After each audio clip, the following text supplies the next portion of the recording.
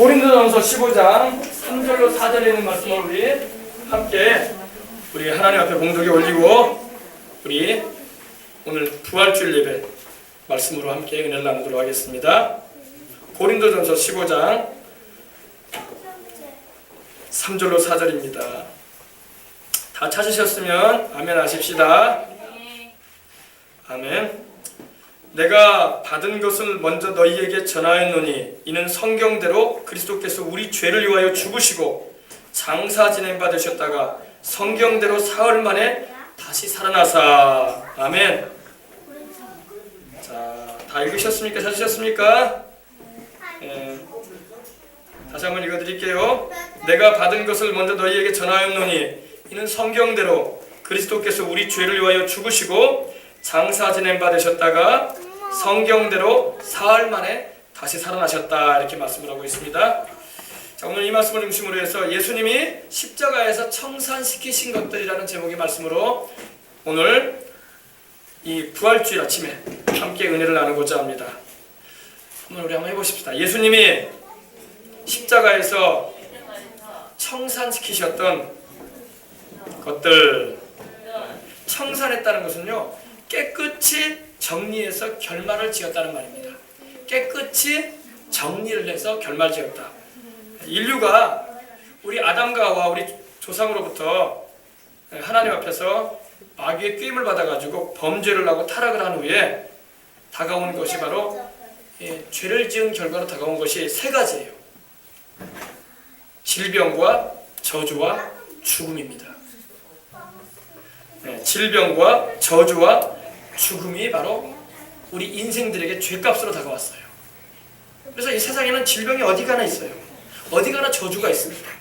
어디 가나 죽는 일이 있어요. 비단이 꼭 지난 주간에 그런 큰 대참사뿐만 아니라 그거 말고도 많은 사람이 또 지난 주간에 죽었어요. 많은 사람이 사망의 고통을 당했습니다. 그래서 이 저주와 질병과 이 죽음은요, 죄가 가지를 쳐가지고 만들어낸 열매입니다. 죄가 가지를 쳐서 맺은 열매가 바로 저주요, 질병이요, 죽음이에요. 이 저주와 질병과 사망이, 이 죽음이 인생들 가운데 있기 때문에 눈물이 있는 거예요. 저주와 질병과 죽는 일이 없으면 사람들이 눈물을 흘릴 일이 없어요. 바로 저주와 질병과 죽는 일이 있기 때문에 사람들에게 눈물이 있고 애통해야 하는 것이 있어요. 우리 지난 주간에 많은 우리 부모님들이 애통해하지 않았습니까? 또 우리도 마음이 서글프고 착잡하지 않았습니까? 그리고 아픈 것이 있는 거예요. 질병이 있기 때문에 아픈 거예요.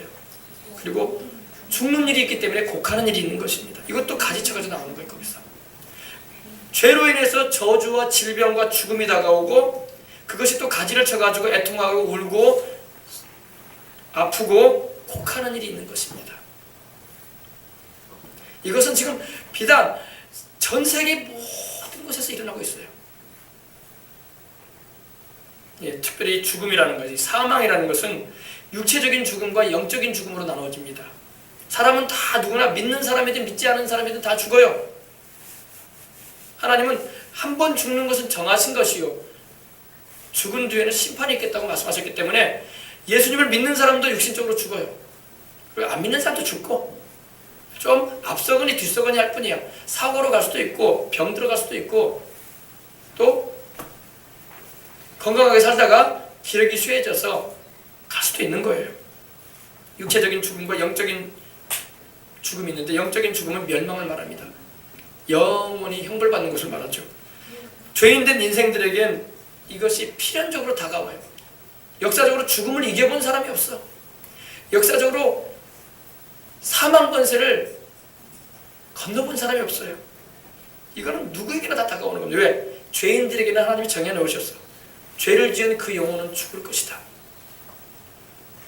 육체적으로도 죽고 영적으로도 죽을 것이라고 주님께서 정해놓으셨어요.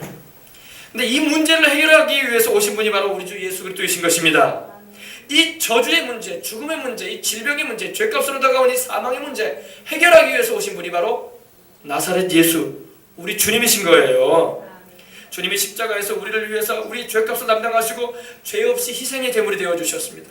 우리의 죄값으로 우리가 받아야 할 저주와 질병과 사망을 전부 다 예수님께서 십자가에서 청산해 버리셨어요. 아이고 뭐 청산했으면 지금 병이 없어야 되는데 왜 병이 있나요? 청산했으면 지금 저주가 없어야 되는데 왜 저주가 된 인생들이 이렇게 많은가요? 왜 청산했으면 죽는 일이 없어야 되지 않습니까? 목사님 왜 말이 틀립니까? 이렇게 말하는 분들 있을 겁니다. 믿는 자에게만 이것이 적용이 돼요. 안 믿는 불신자에게는 저주도 여전히 저주받아 살고 있고, 질병도 여전히 그 질병으로 죽어가고 있고, 사망도 여전히 와요. 영적인 죽음까지 다 당해요. 안 믿는 사람에게는요, 예수 그리스도의 십자가의 대속을 받아들이지 않은 사람, 믿지 않은 사람, 그러한 이들에게는 하나님의 이 구원의 효과가 나타나지가 않는 거예요. 믿는 자에게 하나님은 질병도 치유해 주시고, 믿는 자에게 하나님은 그 영혼도 죄에서 보혈로 씻어 주셔서 의롭게 주시고, 믿는 자에게 영적인 죽음인 사망에서 영원한 지옥의 형벌에 떨어지는 그 사망에서 우리를 건져내시는 것입니다. 안 믿는 자에게는 하나님이 하나도 안 건져줘요. 불신자에게는 하나님이 구원하겠다는 말씀을 안 하십니다. 믿지 않은 자는 하나님이 구원하겠다는 말씀을 안 해요. 예수님의 십자가의 대속의 은총을 받아들이고 그 대속의 은총을 의지해서 주님께 기도하고 믿음을 가지고 행하는 자들에게 하나님께서는 역사하시는 것입니다. 그리고 예수님은 장사된 지 사흘 만에 죽음을 이기시고 다시 살아나신 날이 있는데 바로 오늘이에요. 2000년 전 오늘에 주님께서 부활하신 것을 믿으시길 바랍니다. 부활하신 주님은 지금 하나님 보좌 우편에 앉아 계시고 우리를 위해서 충고하고 계십니다. 첫째로 우리 주님은 십자가에서 우리 죄를 다 청산하셨어요. 우리 인간들에게 가장 문제의 원인이 뭐냐면요, 삶의 문제의 가장 원인 중에 원인은 바로 죄예요. 죄. 우리가 인생 살면서 겪는 거의 모든 문제와 어려움들은 죄 때문에 다가와요. 죄 때문에 다가옵니다. 내가 지은 죄로 인해서 다가온 것이든 내 주변 사람들이 지은 죄로 다가온 것이든 나보다 먼저 인생을 살아가지고 살던 사람들이 잘못을 행해가지고 다가온 것이든 죄 때문에 다가오는 거예요.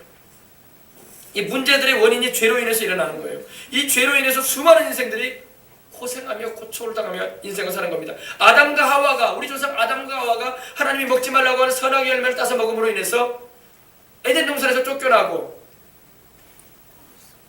남자는 평생을 땀 흘려 땅을 경작하며 살아갈 수밖에 없는 인생이 되었고, 노동하는 인생이 되었고, 여성은 해산의 고통을 겪어야 되고, 결국에는 흙으로 지음받았으니 흙으로 돌아가라는 하나님의 말씀이 있었습니다. 환경은 저주를 받아가지고 그전에는 가시채와 엉겅퀴가 나지 않았어요. 근데 가시와 엉겅퀴가 돋아나기 시작했어요. 땅이 우리에게 열매를 내지 않았어요. 그래서 우리가 막 경작을 하고 우리 조상들이 애를 쓰면서 살았던 겁니다.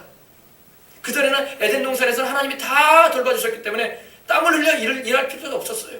하나님이 다 돌봐줬기 때문에 병들 일도 없었고, 그러나 에덴 동산에서 쫓겨나고 죄를 짓고 난 다음에 타락한 이후로 질병이 다가오고 저주가 다가오고 마지막에는 흙으로 지음받았으니 너는 흙으로 돌아가라고 했어요. 흙이 돼버리고 마는 거예요. 인생. 다 죄로 인해서 다가온 거였던 거예요. 죄는 사람 속에 있는 욕심이 그 죄를 낳는 것입니다. 그리고 그 죄가 자람으로 죽음을 불러오는 겁니다. 죄가 장성하면 사망을 낳는다고 말씀을 하고 있습니다. 마지막의 결론은 죽음이에요. 죄값은. 천지를 지으신 하나님의 아들이시오 우리 주님이신 예수님께서 세상에 오신 이유도 이 죄 문제를 해결하기 위해서 우리로 영생을 얻게 하시려고 오신 것입니다. 주님은 세상의 북이나 세상 나라의 건설이나 지위나 영광을 차지하기 위해서 오지 않으셨어요. 주님은 성경의 예언대로 자기의 생명을 죄인된 우리에게 죄와 사망의 대속물로 우리를 대신하여 죽으시기 위해서 오셨다고 말씀을 하고 있는 겁니다. 인자에 온 것은 잃어버린 자를 찾아 구원하려 함이라고 하셨고, 인자에 온 것은 많은 사람의 대속물로 자기 생명을 주기 위해서 오셨다고 마가복음 10장 45절에도 말씀을 하고 있습니다. 우리가 받아야 할 죄값의 영원한 그 갖은 형벌과 말로 다할 수 없는 고통과 아픔과 괴로움을 대신 주님은 담당해 주셨다는 것입니다. 예수님이 당하셨던 그 비웃음과 조롱, 핍박과 구타, 그리고 채찍질과 욕설, 십자가에 손발이 찢기고 못 박혀서 옆구리가 차게 찔려서 물과 피를 다 쏟는 고통, 괴로움, 죽음, 그거 다 우리가 받아야 할 죄값이었던 거예요. 우리 인생들이 받아야 할, 영원히 받아야 할 형벌이었던 것입니다. 예수님께서 여러분과 저를 위해서, 우리 인류를 위해서 자신의 몸과 생명을 내어주시고 죄 없이 피 흘려주셨던 것입니다. 그리고 대신 죽으셨던 거예요. 이 사실을 믿지 않은 자들은 자기 죄값 자기가 짊어지고 지옥으로 가는 거예요. 이 사실을 영접하지 않고 믿지 않고 거부하는 영혼들은 자기 죄값 짊어지고, 왜 믿지 않으니 자기 죄는 그저 여전히 있는 거예요. 주님은 다 담당해 주셨지만 그걸 받아들이지 않으니까 효과가 안 나타나는 거예요. 본인들에게. 믿지 아니하는 이들은 자기 죄값 짊어지고 죽을 때 지옥으로 가는 것입니다. 그리고 예수님이 당하셨던 그 형벌과 같은 형벌을 그곳에서 받는 거예요. 그것도 무기한으로 받아요. 무기한으로. 기한이 없어. 기한이 없어. 쉼도 없어. 밤낮으로 고난당할 것입니다. 영은 죽지 않으니까. 영혼은 죽지 않으니까.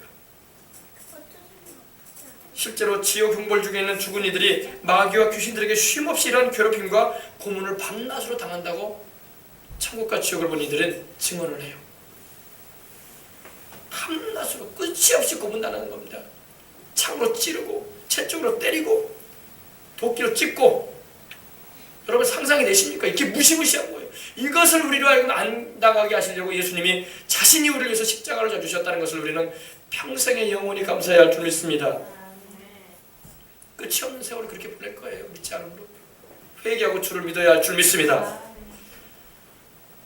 우리 주님은 그 죄값의 형벌을 받는 지옥 현장에 우리로 가지 않게 하시려고 십자가의 부끄러움과 고난과 죽음을 마다하지 않으셨던 것입니다. 그러므로 주님의 몸이 십자가에 찢기신 것은 우리 허물 때문이었고, 주님의 몸이 찢기시고 상하신 것은 우리의 죄 때문이었던 거예요. 주님은 우리 죄인된 우리 인생들에게 평안함을 주시려고 우리 대신 매를 맞고 징계를 받아주신 것입니다. 오늘 누구든지 지은 죄를 회개하며 주님이 십자가에서 죄 없이 우리 죄인을 위해서 흘리신 그 보혈을 의지해서 아버지 하나님 앞에 나아가는 자마다 주님은 그 못자국난 손을 내밀어 주시고 우리의 죄를 사하시고 그 품 안에 우리를 품어주시는 걸 믿으시길 바랍니다. 용서와 사랑을 베풀어 주시는 것입니다. 내가 너를 대신하여 죽었고 내가 너를 대신하여 피 흘렸으니 너는 용서를 받고 너는 평안함을 얻어라. 내가 너에게 영생을 주노라. 할렐루야. 주님이 말씀하심을 믿으시기 바랍니다. 둘째로 우리 주님은 십자가에서 우리 죄로 다가온 질병을 다 청산시키셨어요. 믿으시면 아멘 하시길 바랍니다. 세상에는 우리 조상 아담과 하와의 범죄와 타락으로 인해서 에덴 동산에서 쫓겨난 이후로 사망의 장자라고 일컬어지는 질병이 있어 왔어요. 여러분, 질병은요 죽음으로 직결로 우리를 인도하는 거예요. 그래서 성경에는 사망의 장자라고 나와요. 사망의 죽음의 장자, 죽음이 낳은 큰아들이 누구냐? 질병이에요. 질병. 사람 병들면 죽거든요. 하나님은 정확하게 말씀하십니다. 사망의 장자라고 말씀하셨어요. 죽음에 이르기 원하는 자는 질병에 걸리면 된다는 거예요. 사망의 장자가 바로 죽음이에요. 사망, 마귀가 이 질병을 통해서 사람을 죽입니다. 사고를 통해서도 죽이지만 질병을 통해서 죽여요. 인류 역사에 이르러 아담과 하와 이르러 사람들은 죄다 다 병들었어요. 죄다 병들어서 죽었어요. 물론 기력이 쇠해가지고 우리 믿는 사람들은 아브라함도 그렇고 이삭도 그렇고 야곱도 그렇고요. 기력이 쇠해가지고 하나님이 그들의 영혼을 취하셨습니다. 병들었다는 말은 안 나옵니다. 그러므로 주를 믿는 사람은 예수님의 십자가의 대속의 은총을 의지해서 기도하고 하나님 말씀대로 순종해서 살면은 질병도 하나님이 다 걷어가시고 건강한 가운데 기력이 쇠해져서 주님이 불러주실 것입니다. 믿으시기 바랍니다. 사망의 장자는 바로 질병이에요. 질병. 역사 이래로 질병에 이겨낸 사람이 없어요. 다 병들어 죽었어요. 질병은 사람을 죽이는 일의 1등 공신이야. 1등 공신. 요사이도 여러분 병원이 얼마나 많습니까? 병원은 참 교회가 그렇게 부흥이 되었는데 병원이 부흥돼가지고 병원은 문 닫는 일이 없어. 조각병원들은. 그죠? 항상 바글바글이야. 바글바글. 질병을 앓는 이들이 이렇게 많다는 거예요. 더군다나 의학과 기술이 발달함에도 불구하고 이 질병은 그 의학과 기술을 비웃습니다. 하하 하면서 질병이 비웃는다니까요. 우리 너희들이 의학과 기술을 개발해봐라. 더 못 고칠 병 내가 또 집어넣는다. 그런 말입니다. 의학과 기술이 발달함에도 그 질병은 그것을 비웃듯이 더 강력한 힘을 발휘하고 수많은 인생들을 위협하고 괴롭힙니다. 수많은 역사적인 의학자들이 질병 퇴치를 위해서 발버둥을 쳐봤어요. 지금도 발버둥 치고 있어요. 희귀병들도 고쳐보려고 애를 쓰고 이 질병은 우리 인생들을 여전히 그러나 죽음으로 몰아가는 살인자로 자리 잡고 있습니다. 그런데 이 질병이 죄로 인해서 왔다는 것을 모른 채 사람들은 그 원인되는 죄 문제는 자꾸 덮어버리려고 그래요. 그리고 환경을 탓합니다. 물이 안 좋아. 먹고 마시는 것이 안 좋아. 공기가 안 좋아. 토양이 오염돼 있어. 물론 그것도 맞는 말이에요. 그것도 맞는 말이에요. 그런 것에만 자꾸 탓을 해요.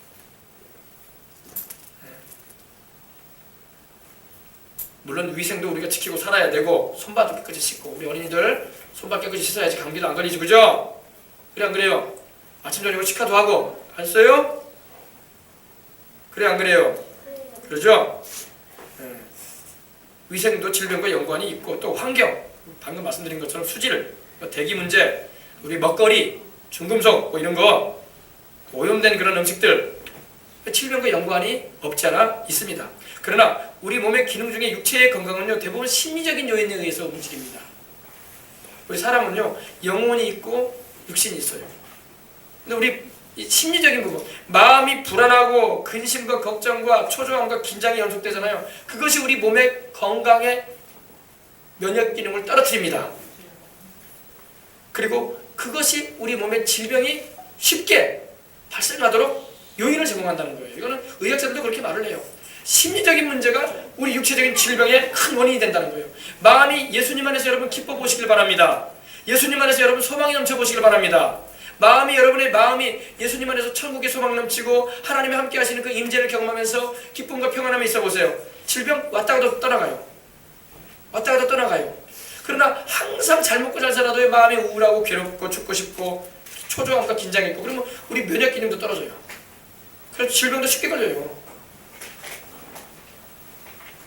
스트레스에 눌려가지고 인생 살지 마시고 기도하시길 바랍니다. 이러한 것들이 우리 건강을 약화시키고 더 나아가 질병이 생기도록 그 요인이 된다는 것도 우리는 알아야 돼요. 더구나 정신적인 부분뿐만 아니라 영적인 상태가 그 윗선상에서 우리 건강의 질병 문제를 다스린다는 것도 우리는 알아야 돼요. 영이 잘 돼야 돼요. 할렐루야. 영혼이 예수 그리스도 안에 거함으로 영혼이 잘 되면은요 그 마음도 하나님이 주시는 기쁨과 소망이 넘치고 평안함이 있으므로 육신도 자연히 건강해지는 거예요. 환경 문제가 아니에요, 여러분. 환경은 둘째 문제야. 아시겠습니까?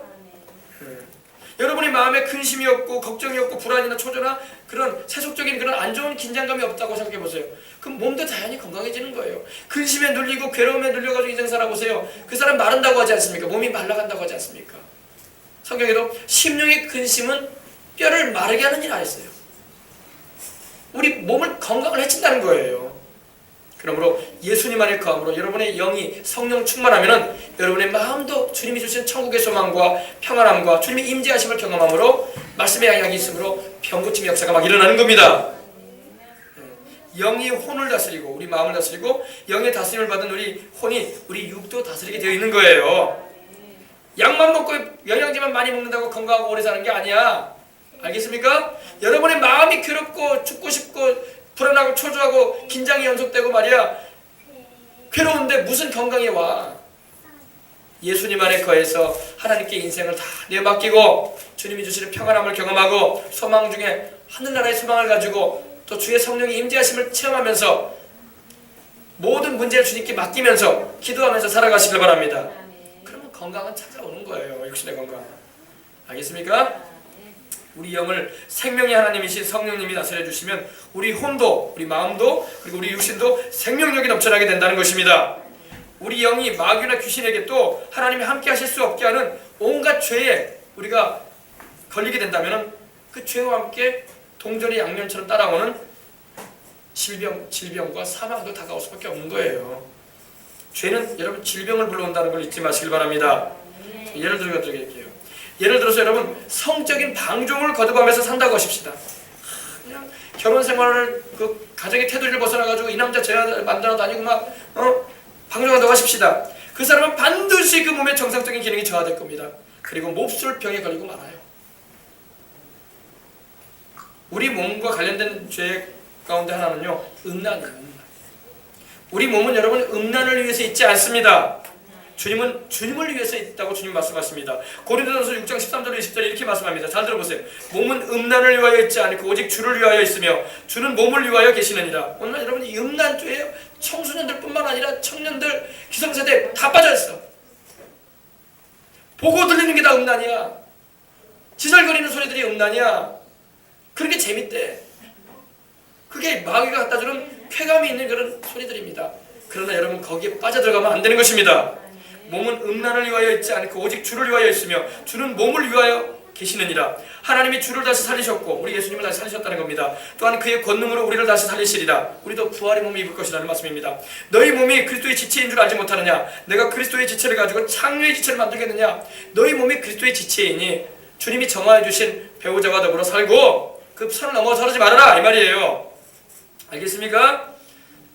내가 그리스도의 지체를 가지고 창녀의 지체를 만들겠느냐? 결코 그럴 수 없느니라. 창녀와 합하는 자는 그와 한 몸인 줄 알지 못하느냐? 일렀을 때 둘이 한 육체가 된다 하셨나니 주와 합하는 자는 한 영이니라. 음행을 피하라. 음란한 생활을 말합니다. 사람이 범하는 죄마다 몸 밖에 있거니와 음행을 행하는 자는 자기 몸에다 죄를 범한다고 했어요. 몸에다 죄를 범하니 당연히 그 죄값으로 질병이 다가올 수밖에 없지. 몹쓸병이 다가올 수밖에 없는 거예요. 너희 몸은 너희가 하나님께로부터 받은 바 너희 가운데 계신 성령의 전인 줄 알지 못하느냐? 너희는 너희 자신의 것이 아니라 값으로 산 바 되었으니 그런즉 너희 몸으로 하나님께 영광을 돌리라 말씀을 하고 있어요. 이 음란 혹은 이 음행죄에 걸리면 몸은 망가지게 되어 있어요. 죽음은 또한 뒤따라옵니다. 몸이 망가지는데 죽음이 안 다가오겠습니까? 사망이 다가와요. 죽음에 이르자니 질병으로 몸이 상해지는 겁니다. 음란한 자에게 주님은 함께 계실 수 없어요. 우리 주님은 음란한 자를 기뻐하지 않습니다. 음행죄는 우리 인생에 치명적인 문제를 일으킵니다. 가족관계를 파괴시키고 부부간의 별거를 일으키며 이혼은 둘째 문제고 자식의 생명까지도 위태롭게 합니다. 여러분 자식의 생명까지도 음행하는 자에게는 하나님 위태롭게 하겠다고 말씀을 하십니다. 무서운 죄예요. 하나님의 종 다윗이 왕이 있을 때였습니다. 근데 이 음행죄를 다윗이 저질러요. 하나님의 사람인데도 불구하고 이 죄의 마귀가 이 다윗의 성적인 부분에 건드린 거예요. 하루는 다윗이 느지막하게 일어났어요.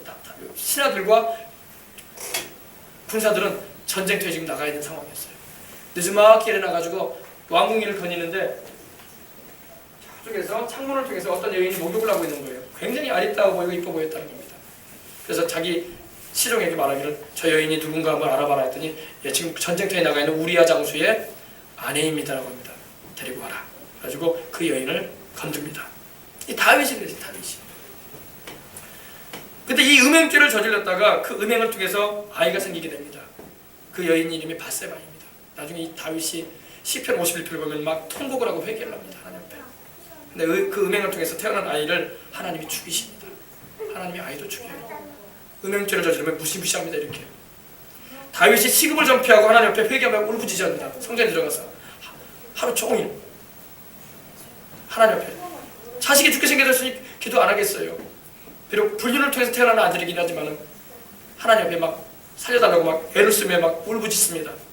하나님이 아이를 죽이십니다. 데려가셔요. 그 아이는 천국으로 하나님이 데려가셨을 거예요. 이 장면이 여기 나옵니다. 사무엘하 12장 13절로 18절 이렇게 말씀합니다. 다윗이 나단에게 이르되 내가 야훼께 죄를 범하였노라. 나단이라는 선지자가 와서 다윗을 꾸짖었어요. 당신이 어찌하여 하나님 앞에서 받은 은혜가 많은데도 불구하고 어찌하여 하나님께서 미워하시는 일을 했는가. 다윗이 그때 체면인 거 보고 단전해놓고 회개를 합니다. 내가 잘못했다고. 그러나 당신이 이렇게 회개하기 때문에 하나님이 당신의 죄를 사하십니다. 당신은 죽지 않을 것입니다. 당신이 죽을 죄를 지었지만 당신을 하나님이 살리실 것입니다. 그러나 이로 인해서 여호와의 하나님의 원수 즉 마귀가 회방할 비방거리를 얻게 했으니 당신이 낳은 그 아이가 반드시 죽게 될 것입니다. 나단이 자기 집으로 돌아갔어요. 선지자 나단이. 그때 우리아의 아내가 다윗에게 낳은 아이를 하나님께서 치십니다. 그러니까 그 아이가 막 건강했던 아이가 막 아프기 시작해요. 막 앓기 시작해요. 다윗이 막 그 아이를 위해서 하나님 앞에 막 간구를 합니다. 막 하나님 살려주시라고. 이미 하나님을 죽이겠다고 말씀하셨는데 하나님 그래도 내가 잘못했다고 용서해 주시라고 하면서 막 합니다. 음행죄를 회개하면서 다윗이 그 아이를 위해서 하나님께 막 간구합니다. 다윗이 금식을 하고 하나님 성전에 들어가서 막 밤새도록 땅에 엎드려 있었어요. 식음을 전폐하고 밤새도록 하나님 옆에 엎드려 있었어요. 엎드렸다는 게 기도했다는 겁니다. 하나님 살렸다는 거. 그래서 그때에 그 아이가 1회 만에 죽습니다. 하나님이 데려가십니다. 그냥. 하나님은 이 음행에 대해서 강력하게 경고하시는 거예요. 이 음행죄에서 회개하고 돌이키라고 말씀을 하십니다. 오늘날 세대가 이 음행죄로 인해서 수많은 영혼들이 죽음의 길을 지금 가고 있어요. 음행죄는 하나님의 진노를 격발시키는 거예요. 심지어 그 백성조차도 회개치 않을 때는 사망과 질병으로 치시는 분이 하나님이십니다. 고린도서 10장 8절 보면 이스라엘 백성들이 광야 길에서 우상의 제물을 먹고 음행을 했어요. 그때 하나님께서 하루에 23,000명을 죽이십니다. 자기 백성들을. 자기 백성들이 이방인도 아니야. 자기 백성들 죽이세요. 왜? 하나님 그 정도로 우상 숭배도 싫어하고 음행하는 것도 싫어한다는 것입니다. 오늘날 이 가정이라는 태도를 넘어져가지고 음행을 저지르는 이들이 너무나 많아. 여러분이나 저는 그러지 말아야 할 줄 믿습니다.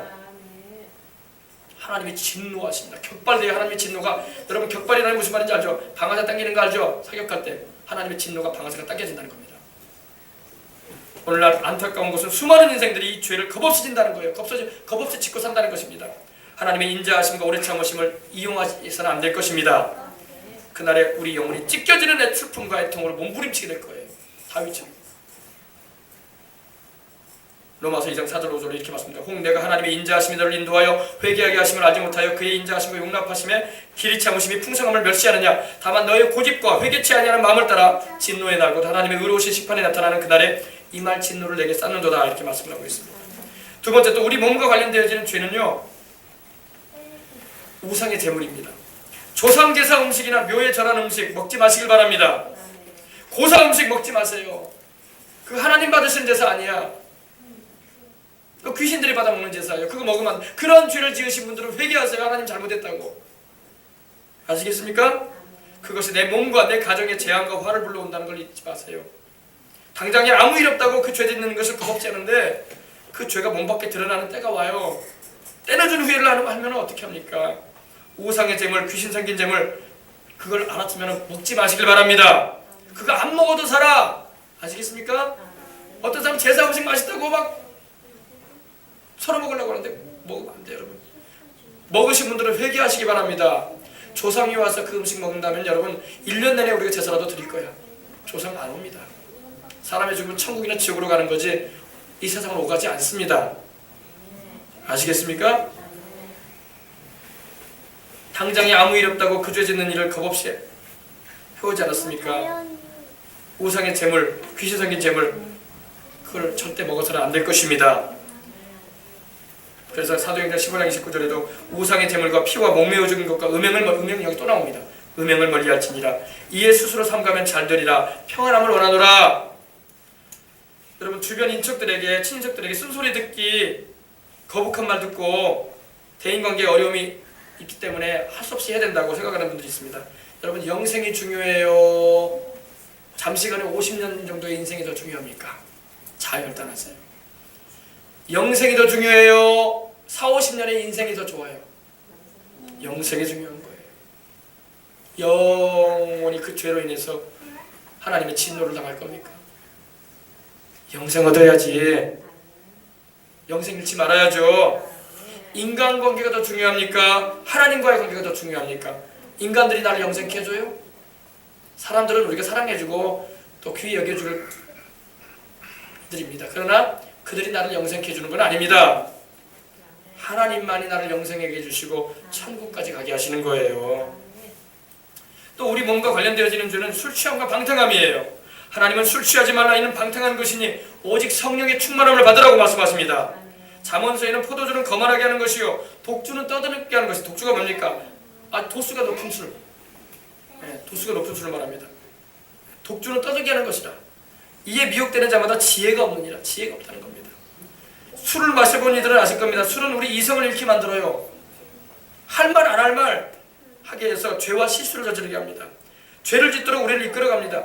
술 기운으로 하는 이들은 거의 사람에게 덕이 안 되는 유익을 끼치지 못합니다. 고린도서 6장 9절로 10절에 말씀합니다. 불의한 자가 하나님의 나라를 유업으로 받지 못할 줄 알지 못하느냐. 미혹을 받지 말라. 음행하는 자는 여기 또 나옵니다. 음행하는 자, 우상숭배하는 자나, 우상숭배 여기 또 나옵니다. 간음하는 자, 또 탐색하는 자. 탐색하는 것은 자꾸 성적인 걸 막 좋아해가지고 막 그런 거 찾아다니는 사람들 말합니다. 남색하는 거, 남색은 동성애를 말합니다. 도적, 남의 물건 훔치는 거, 그리고 탐욕 부리는 자, 욕심이 가득 차가지고 남의 거 빼앗으려고 하는 탐욕을 부리는 자나, 또 그 다음에 나오는 게 술 취하는 자예요. 술 취하는 자나 모욕하는 자나 속여 빼앗는 자들은 하나님의 나라를 유업으로 받지 못하리라 했어요. 하나님의 나라를 유업으로 받지 못한다는 게 뭡니까? 영생에 참여할 수 없다 이 말입니다. 이러한 죄가 있으면 회개해야 된다는 것입니다. 오늘날 이 술, 담배, 마약으로 인해 수많은 인생이 죽어가요. 그러한 것들은 종국에 가서 그 사람을 잡아먹어요. 술이 사람 잡아먹는 거 모릅니까? 담배가 사람 잡아먹습니다. 담배 끊으시길 바랍니다. 술 끊으시기 바랍니다. 그 담배가, 그 술이, 그 마약이 사람을 잡아먹어요. 그냥 편안하게 죽도록 내버려주지 않습니다. 고통을 가합니다. 죽을 때도. 사람 몰골이 완전히 망가지게 만들어버리고 죽게 만듭니다. 이것이 바로 술이요, 담배요, 마약이에요. 그래서 그것이 바로 간암을 일으키고 위암을 일으키고 정신착란을 일으키고 우울증과 신경쇠약과 기관지암을 일으키는 겁니다. 극심한 고통과 통증을 주게 해가지고 나중에는 몰골이 말이 아닌 채로 세상을 떠나게 만들어버려요. 우리 가운데는 그런 분들이 하나도 없어야 할 줄 믿습니다. 이것이 바로 사망에 이르게 하는 마귀의 주무기인 질병인 거예요. 사망의 장자, 사망의 죽음의 큰아들이 바로 질병이에요. 알겠습니까? 오늘 우리들이 이러한 가운데 있다면 우리가 지은 갖가지 죄를 회개하며 주님께 용서를 구하고 하나님의 약속의 말씀과 우리를 위해 대신 40의 하나 감한 매를 맞으셔서 온몸이 찢기시고 상하셨던 우리 주님의 그 보혈 공로를 의지해서 믿고 금식하며 부르짖어 기도한다면 누구든지 하나님은 질병에서 고침받게 하시는 역사를 베풀어 주신다는 것입니다. 이사야서 53장 4절에 그는 실로 우리의 질고를 당하고 질고를 지고 우리의 슬픔을 당하셨다고 했어요. 우리 주님께서 진짜로, 실로라는 말은 진짜를 말해요. 그는 진짜로, 예수님은 진짜로 우리의 질병의 고통을 짊어지시고 그 질병의 고통으로 사람들이 아파하고 슬퍼하잖아요. 그 슬픔을 우리 주님이 대신 담당하셨다는 것입니다. 그리고 베드로전서 2장 24절에도 말씀합니다. 그가, 즉 예수님이 채찍에 맞으심으로 너희는 나음을 입었다. 우리 주님이 채찍 맞으신 그 공로를 통해서 우리는 질병을 고침받을 수 있는 길이 열렸다는 것입니다. 그래서 천국에는요, 병을 앓는 사람이 하나도 없어. 천국에는 장애인이 하나도 없어. 천국에는 불치병을 앓는 사람이 하나도 없어. 천국에는 약국도 병원도 없어. 공동묘지도 없어요. 죽음이 없기 때문에. 할렐루야. 예수 그리스도 안에 거하는 자가 그런 은혜를 입게 된다는 것을 성경을 말씀하고 있다는 것입니다. 하나님은. 네, 그러므로 질병의 문제를 누가 해결해 주시느냐? 세상 의학자들이? 학자들이? 의원들이? 아닙니다. 궁극적인 질병의 문제 해결자는 예수님밖에 없어요. 예수 그리스도만이 우리의 질병을 담당하시고 우리를 대신하여 40의 하나 감하며 39대의 채찍을 온몸에 맞으셨어요. 주님의 몸이 패였어요. 살이 떨어져 나가고 패였어요. 밥고랑이처럼 패이고 선지피가 막 쏟아 흘러내렸습니다. 그 공로를 통해서 우리가 죄 용서뿐만 아니라 질병도 고침받는 거예요. 믿으시길 주님으로 축원합니다. 세 번째로 주님은 십자가에서 우리 죄로 다가온 저주를 다 청산시키셨어요. 저주. 여러분 저주는 무섭습니다. 여러분 옛날에 우리 그 대화 드라마 보면 장희빈 보면 어때요? 장희빈이 누굽니까? 그 왕후죠. 무슨 왕후죠? 인현왕후죠. 인현왕후를 막 저주하죠. 무당을 불러 들어가지고 그죠? 궁 안에 무당이 들어와가지고 막 저주하잖아요. 장희빈 옷을 입혀놓고 허수아비를 만들어 놓고 거기다 막 활을 쏘잖아요. 활을 그죠? 활을 막 쏴요. 그러니까 장희빈이 막 하면서 막 고통스러워 죽어가지 않습니까? 그래 안 그래요? 이게 바로 저주하는 거예요. 여러분 저주는 무섭습니다. 여러분 저주는 누구에게 다가오느냐? 저주는 죄로 인해서 다가와요. 죄로 인해서. 죄가 저주도 불러들여요. 죄가. 하나님의 말씀에 순종하지 않고 살 때의 저주가 우리 인생과 환경에 다가오는 거예요. 갈라디아서 3장 10절에 이렇게 말씀합니다. 무릇 율법 행위에 속한 자들은 저주 아래 있나니 그럴 때마다 누구든지 율법책에 기록된 대로 모든 일을 항상 행하지 아니하는 자는 저주 아래 있는 자라고 했어요. 저주 아래. 그러니까 예수님 안에 거하지 아니하고 하나님 말씀대로 살지 않고 인생을 사는 사람들은 이미 저주받아 있다는 겁니다. 저주받아 있다는 거예요. 환경도 저주받아 있고 그 인생 자체가 저주받아 있다는 겁니다. 비참한 거예요. 그러나 사람들은 이걸 몰라요. 우리 예수님을 믿는 사람들, 성경을 아는 사람들이 이걸 알고 전하는 겁니다. 저주는 악을 행할 때 임한다고 또 성경에 말씀을 합니다. 그들이 악한 입과 거짓된 입을 열어. 여러분 얼마나 우리나라 사람들 이 악한 입이 많은지 몰라. 인터넷 댓글 같은 데 들어가면 얼마나 악을 쏟아내는지 몰라. 정부를 향해서, 전라도 사람은 경상도 사람을 향해서, 경상도 사람은 전라도 사람을 향해서 좀 서운하고 상처가 되었으면 막 저주를 퍼부어내요. 그러면 안 돼요. 저주는 무섭습니다, 여러분. 저주는 무서워요. 우리 입에서 욕설도 나와서는 안 될 것이며 저주는 나오면 안 돼요. 알겠습니까? 우리 입은 하나님을 찬송하는 입이 되어야 되고 복음을 전하는 입이 되어야 되고 사랑하고 위로해주며 소망을 주는 입이 되어야 할 줄 믿습니다. 그들이 악한 입과 거짓된 입을 열어 나를 치며 속이는 혀로 내게 말하며 또 미워하는 말로 나를 두르고 까닭없이 나를 공격하였으니 이러한 자들에게 저주가 임한다고 성경이 말씀하고 있습니다. 거짓된 입술, 악한 입, 속이는 혀, 미워하는 말로 공격하는 것. 이게 시편 109편 2절로 3절에 나옵니다. 그 뒤에 보면은요 저주의 구절이 막 나와요. 그러한 이들이 저주받는다는 거예요. 저주는 무섭습니다, 여러분. 여러분 예수님 안에 거함으로 하나님의 사랑과 축복 가운데 살아야지. 그죠? 세 번째, 주의 종, 주의 택하신 백성을 저주할 때 저주가 임해요. 너를 축복하는 자에게 내가 복을 내리고 너를 저주하는 자에게 내가 저주하리니 땅의 모든 족속이 너로 말미암아 복을 얻을 것이니라. 그랬죠? 하나님이 아브라함과 그 자손을 축복하셨어요. 그죠? 그러면 그 아브라함과 그 자손을 저주하면 그 저주가 누구한테 임해요? 저주한 사람한테 가요. 저주한 사람한테 가요. 그러므로 우리가 이걸 알아야 돼요. 오늘날 영적인 아브라함의 자손은 우리들이거든요. 예수님을 믿고 그 십자가의 피로 죄를 씻음받고 성령으로 거듭난 믿음 안에서 아브라함의 자손들 우리를 저주하는 사람들은 그 사람들에게 저주가 임해요.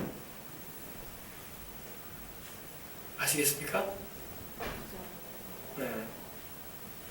특별히 주의 종을 또 주의 택하신 백성을 저주하게 되면 안 돼요. 무시무시한 재앙이 임합니다. 저주가 임한다고 성경이 말씀하고 있어요. 하나님이 저주하십니다. 네. 그러므로 여러분 또 거만한 마음을 가지게 되면 저주가 임한다고 성경이 말씀하고 있습니다. 예레미야가 3장 65절을 보면은 그들에게 거만한 마음을 주시고 그들에게 저주를 내리소서 했어요. 사람이 교만해지고요 거만해지면요 저주가 따라와요.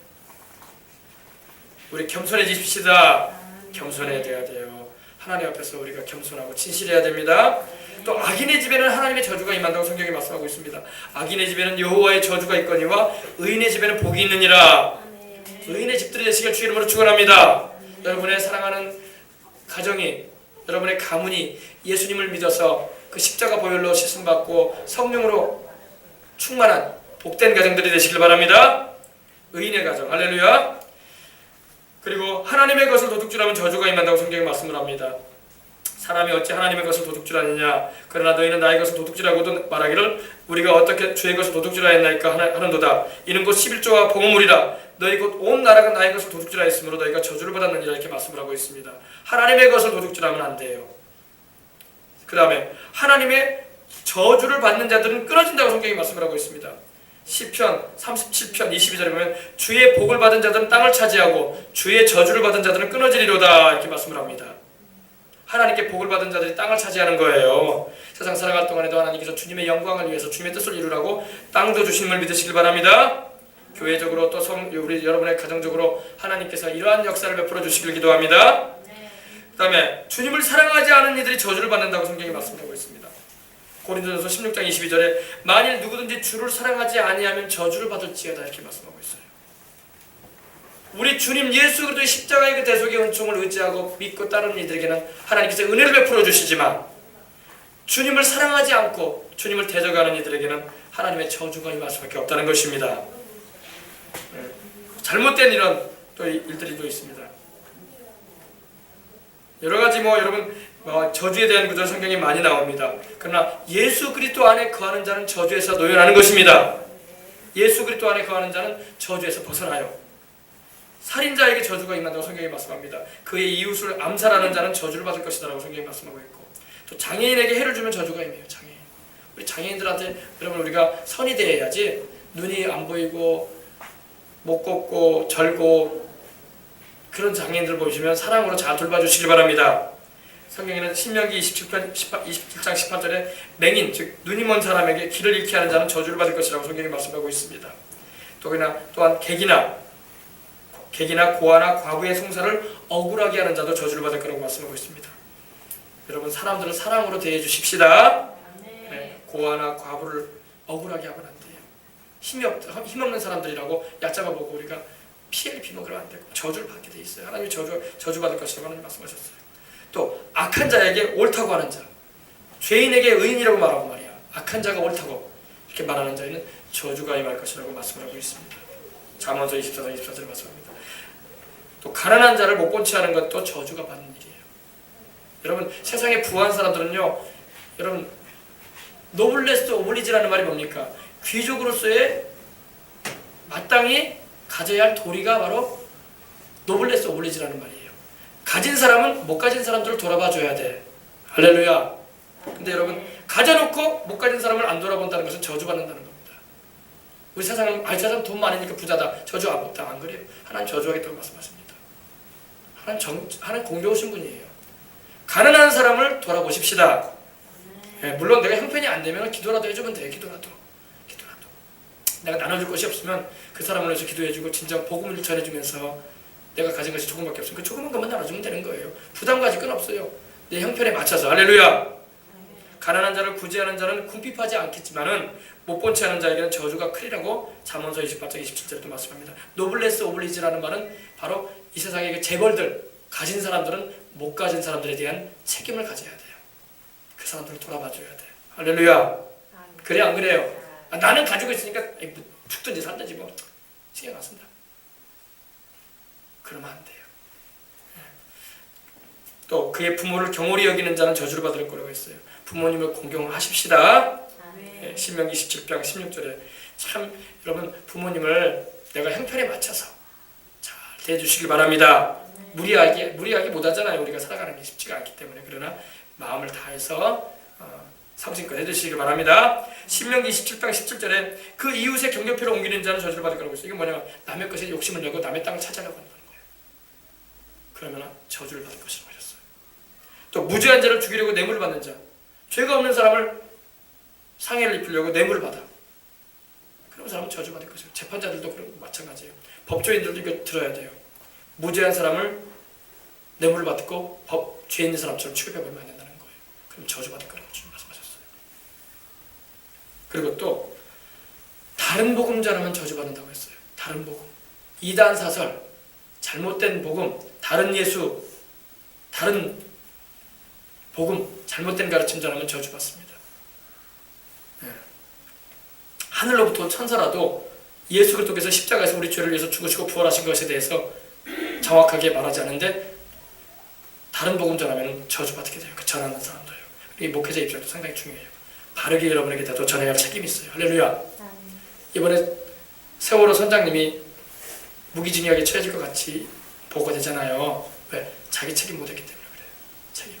선장은 마지막까지 배를 지키고 최후에 나와야 되잖아요. 그게 조항에 들어가 있잖아요. 근데 그 의무를 못했잖아요. 사람이 살든 죽든 간에 마지막까지 그 배에서 마지막 탈출하는 사람이 돼야지 선장이. 안 그렇습니까? 그래 안 그래요? 목사도 마찬가지예요. 오늘 주의 종들도 마찬가지입니다. 똑바로 예수님의 복음을 전하지 않고 잘못된 복음을 전하면 그 목회자가 그 책임져요. 하나님 앞에서 그 핏값에 대해서 하나님 물어보십니다. 너는 어찌하여 똑바로 복음을 못 전했느냐?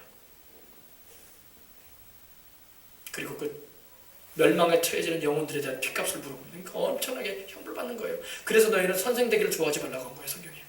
너희는 가르치는 자가 되려고 하든 그거 조심해라. 왜? 잘못 가르치면 네가 그 책임 다진다. 선장이 책임이 무거운 것처럼 목회자도 마찬가지예요.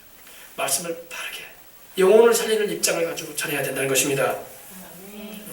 잘못된 복음 전하면 저주받습니다. 여러 가지 많은 말씀들이 있습니다. 그러나 오늘 이 부분은 여기까지만 하십시다. 그러나 여러분 우리가 알아야 할 것은 여러분 우리 주 예수님께서 우리를 위해서 저주를 담당해 주셨어요. 우리 예수님 믿는 사람은요 그러한 죄를 지었을지라도 주님께 회개하고 돌아오면은 주님께서 십자가 지신 그 공로로 말미암아 저주에서 우리가 놓여나요. 저주에서 해방됩니다. 갈라디아서 3장 13절 14절 이렇게 말씀합니다.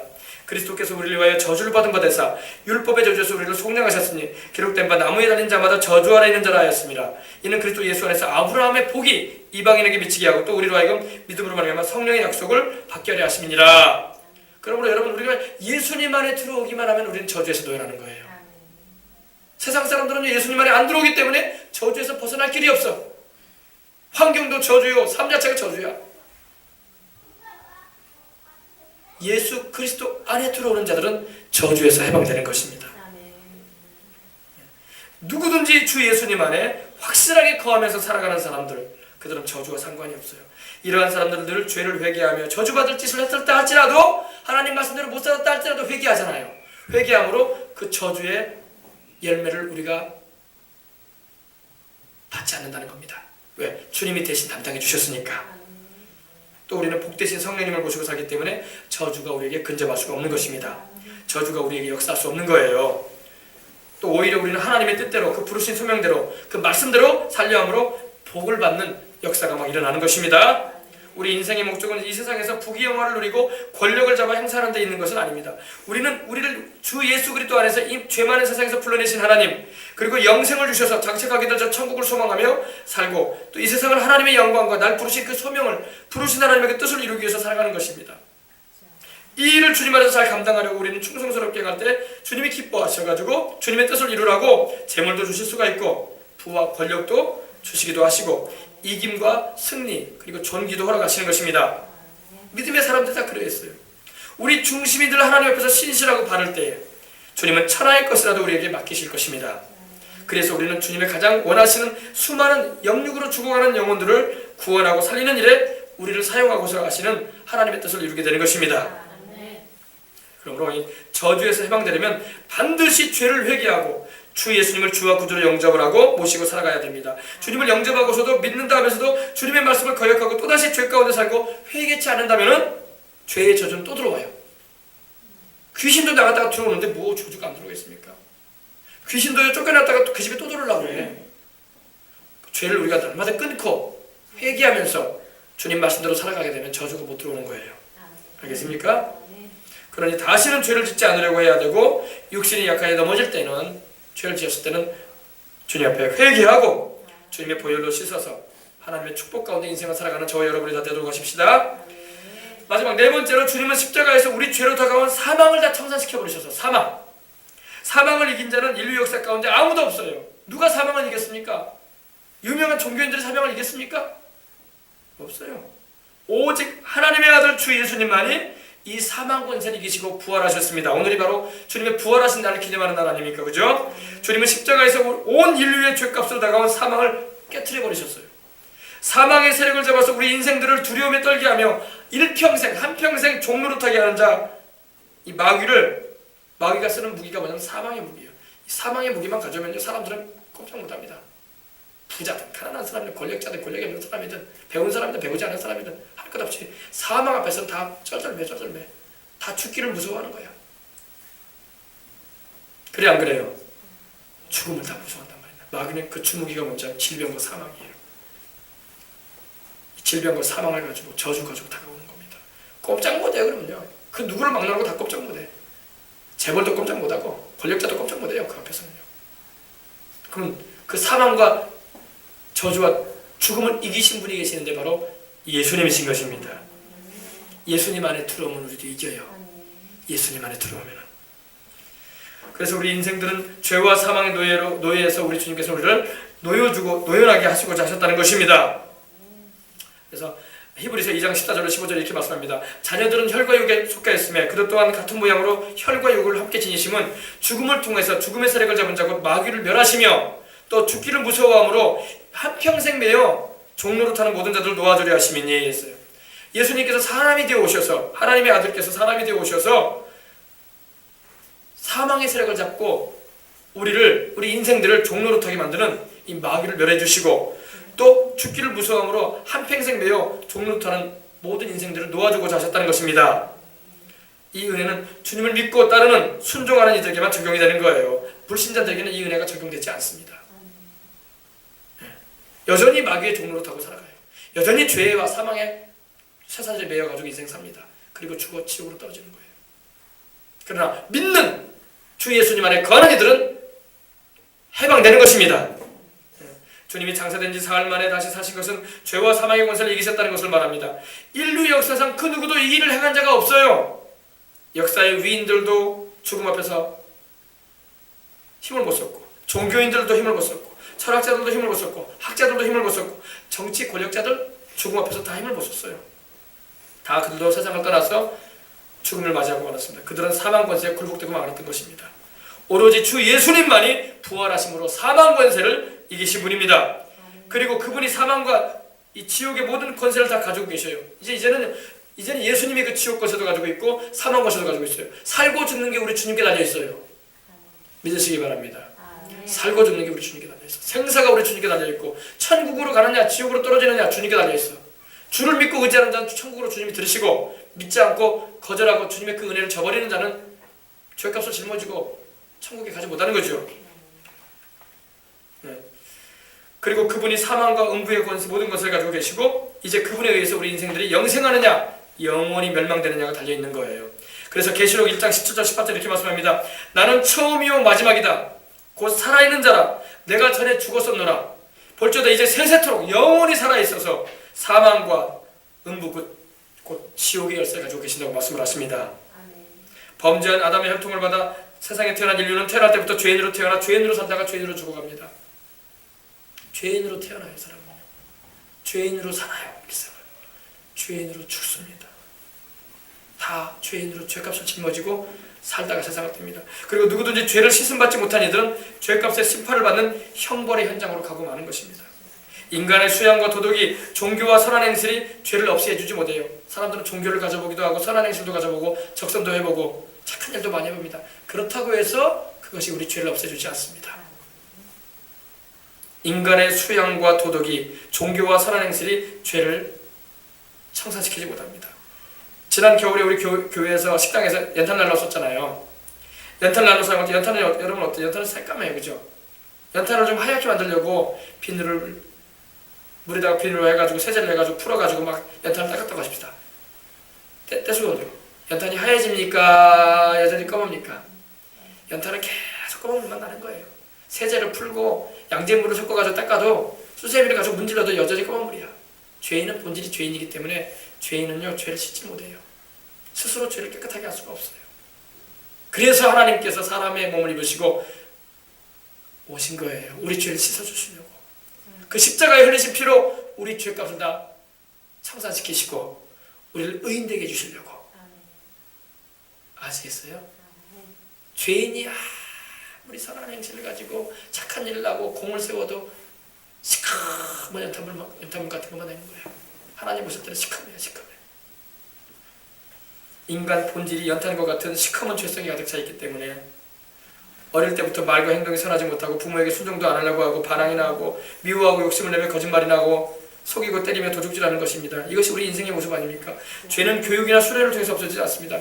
고등교육을 받은 사람은 고등적인 범죄를 저질러요. 대학교를 나오고 유학을 갔다 온 사람이 범죄 저지른 거 봐요. 보통 사람은 상상도 못할 짓을 합니다. 아주 교묘하게 법의 망을 통과해가면서 저지릅니다. 일반 사람들은 그런 죄를 저지르지도 못해요. 왜? 머리가 안 따르니까. 머리 좋은 사람은 머리 좋게 죄를 저질러요. 그들이 도덕교육을 안 받았겠습니까? 윤리교육을 안 받았겠어요? 죄성은 안 바뀝니다. 교육을 받아서 죄성이 바뀌는 건 아니에요. 우리가 보통 14년 정도의 교육을 받지 않습니까? 초등학교 6년, 그리고 중고등학교 6년 하니까 12년, 뭐 대학원까지 나온다고 하십시다. 대학교가 너무 14년, 15년까지 받지 않습니까? 그죠? 대학 나와도 고등적인 범죄 많이 저지른 사람이 왜 많습니까? 교육이 사람을 못 바꿔요. 사람이 착각을 해. 교육을 많이 받으면 사람이 바뀐대. 착각하지 말라고 하세요. 안 바뀝니다. 사람의 죄성은 여전히 있어요. 더 고등적인 죄를 짓습니다. 일반 아예 못 배운 사람이 못할 짓을 해요. 그리고 더 많은 희생을 냅니다. 더 많은 희생을 내요. 배운 사람이 죄를 저지르면요 더 많은 희생을 내요. 못 배운 사람은요 그저 사람 한 사람 죽인다고. 그러나 배운 사람 저지를 때 수천 명을 죽일 수도 있어요. 왜? 그 배움이 배경이 돼가지고 높은 자리에 올라가거든. 그래 안 그래? 교육이 사람을 바꿉니다. 누가 바꿔요? 그 사람을요? 하나님만이 바꿔줘. 성령이 우리에게 임하시면 우리의 죄성을 깨닫게 하시고 회개시킨단 말입니다. 세상은 회개를 못 시킨단 말이에요. 교육이 사람을 회개시킵니까? 회개 못 시켜요. 잘못에 대해서 그냥 인정하게 만들고 그냥 후회만 하게 만들지 고치지는 못해요. 교도소 보내다가 사람 밖에서 나오니까 더 고등적인 사람들 만나가지고 더 교묘한 방법으로 기술 배우고 나간다고. 그래서 장과 2범, 3범, 4범 계속 올라가지 않습니까? 세상에 사람을 못 바꿔요. 성령이 오셔서 죄를 깨닫게 하시고 통해 자복하게 하시고 죄값이 사망이라는 걸 알게 하실 때 그때서야 돌이키는 거예요. 사람이. 아시겠습니까? 그렇죠? 어떤 사람이 이런 생각해요. 산속에 들어가 혼자 살면은 뭐 죄를 안 지을 것 같다고. 여러분 산속에 들어가 보세요. 혼자 살아봐요. 죄가 없는지 아시면 생각으로 죄를 많이 지어. 부모가 원망스럽고 나를 이 상황으로 만든 배우자가 원망스럽고 자식이고 뭐고 나를 한 번도 안 찾아오냐면서 밉고 행동으로만 죄 짓는 게 아니라 마음으로 죄 짓는다고. 산속에 들어간다고 죄 안 짓는 거 아니에요. 사람 안 만난다고 죄 안 짓는 거 아니에요. 죄는 항상 죄예요. 사람 속에는 죄성이 있기 때문에. 그동안 내가 은혜 베푼 적이 언제 있는데 나를 몰라보고 이 자식들이 나를 찾아오지도 않네. 그리고 그 배우자라고 만난 여자가 말이야 남편이 이렇게 고생하고 있는데 사례도 안 와봐? 벌써 그런 미움이 막 일어나고 원망하는 마음이 일어나고 또 불평이 막 솟아나는 거예요. 산속에서도. 사람은 죄성이 있기 때문에 그래. 사람은 안 바뀝니다. 산속에 들어간다고 바뀌는 게 아니에요. 여러분 우리의 죄를 씻음받기 위해서는 늘 주님의 보혈을 의지하시기 바랍니다. 주님의 십자가의 피만이 우리의 머리털보다도 많고 먹보다도 더 검은 이 숱한 죄들을 말끔히 깨끗하게 씻어주시는 것입니다. 우리가 회개할 때마다 주님의 보혈이 뿌려지는 거예요. 그리고 연탄재 같은 우리 더러운 죄가 깨끗하게 흰눈처럼 되어지는 것입니다. 그래서 에베소서 1장 7절 이렇게 말씀합니다. 우리는 그리스도 안에서 그 은혜의 풍성함을 따라 그의 피로 말미암아 속량곧 죄사함을 받았느니라. 22장 계시록 22장 14절에도 자기 두루마리기를 빠른 자들이 복이 나니 이는 그들이 생명나무로 나아가며 문들을 통하여 성에 들어갈 권세를 받으려 함이니라 말씀합니다. 죄인이 행한 일들이 보기에는 선해도 그것이 하나님 보실 때는 또 다른 빛이 나는 죄의 열매일 뿐이라는 것입니다. 죄는 반드시 종국에 가서 사망을 불러옵니다. 죽음의 벽을 넘어보려고 역사 이래로 인생들은 과학과 의학과 문명과 학문과 종교를 만들어봤어요. 그리고 발전시켜왔습니다. 그러나 죽음의 벽을 넘는 일이 없었어요. 그것은 우리 하나님께서 정해놓으신 일이기 때문입니다. 하나님이 정해놓으셨어요. 말씀드린 대로 히브리서 9장 27절에 한 번 죽는 것은 사람에게 정해진 것이요 그 외에는 심판이 있을 것이다 말씀합니다. 죄로 인해서 마지막으로 우리를 괴롭히는 것이 바로 이 사망이에요. 사망입니다. 이 사망은 두 가지로 우리 인생들을 엄습해옵니다. 첫째가 육체적인 죽음이요 둘째가 영혼이 죄값의 형벌로 영혼이 고통을 당하는 둘째 사망 곧 지옥의 형벌인 것입니다. 두 번째 사망이 더 무섭고 무기한의 사망 형벌이기 때문에 우리 주를 먼저 믿고 보혈로 구원하심을 입은 우리들은 이 사실을 전해야 된다는 것입니다. 영혼들에게 가족, 친지, 이웃 듣든지 안 듣든지 전해줘야 돼요.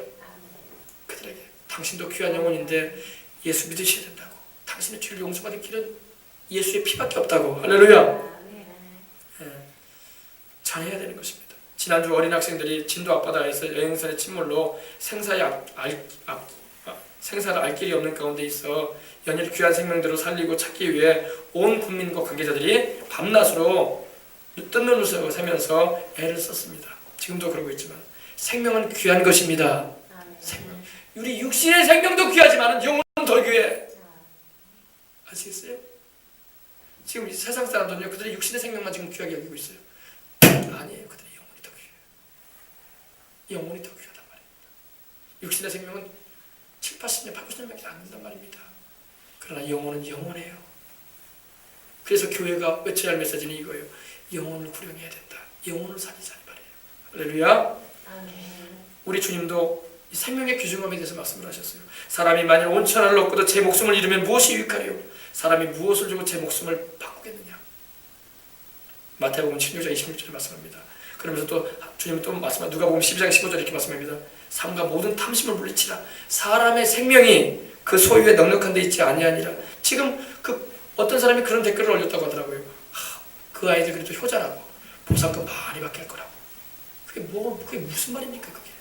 보상금 받으면 뭐 할 거야? 생명이 더 귀하지. 그래 안 그래요? 보상금 5억 주고 10억 주면 뭐 할 거야? 부모의 가슴에 그 상처는 쌓일 수가 없는데. 재물이 생명하고 비교될 길이 안 돼요. 생명이 더 귀한 것입니다. 우리 예수님은 천하보다도 귀하다고 말씀하시는데 여러분 특별히 그 영혼을 향해서 말씀하시는 거예요. 영혼. 육신의 생명도 귀하지만 사람은 영혼을 진 존재이기에 영혼은 더 소중한 것입니다. 영혼을 잃는다는 것은 가장 슬픈 일이에요. 지금 육신의 생존자를 찾기 위해서 더 이상 죽어가는 것을 막기 위해 밤낮 애를 쓰듯이 우리 그리스도인들은 영혼을 살리기 위해서 밤낮으로 기도해야 할 줄 믿습니다. 하나님께 그 영혼 살려주시라고, 그 영혼 죽지 않게 해달라고 부르짖고 울어야 되는데 우리는 그러지 못할 때가 많지 않습니까? 기도해야 할 줄 믿습니다. 사고는요 우리가 미연에 방지해야 돼요. 그 방지를 어떻게 하느냐, 갑작스럽게 일어나냐, 어떻게 방지하느냐? 기도하면 돼요, 기도.